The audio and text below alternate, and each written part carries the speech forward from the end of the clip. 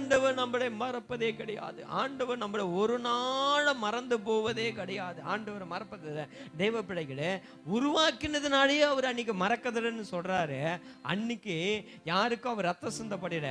ஏசாயா, எசேக்கியா, தாவீதுக்கு, ஆபிரகாமுக்கு, யாக்கோப்புக்கு எத்தனையோ பரிசுத்தவான்கள் நாட்களை இருந்தாலும் அவங்களுக்காக அவங்க ரத்தமே சிந்தப்படல. ஆண்டவர் ரத்தம் சிந்தப்படுவதற்கு முன்னதாகவே ஒரு வார்த்தை சொல்றாரு, நான் உன்னை மறப்பதில்லைன்னு சொல்றாருல.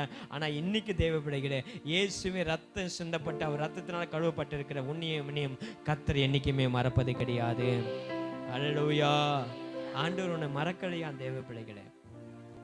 ஆண்டவர் நம்மளை மறக்க அப்படின்னா என்ன அர்த்தம்னா, நம்முடைய சூழ்நிலையை கர்த்தர் மறப்பது கிடையாது. நம்ம படுகிற கஷ்டத்தை கர்த்தர் மறப்பது கிடையாது. நம்முடைய தேவையை கர்த்தர் மறப்பது கிடையாது.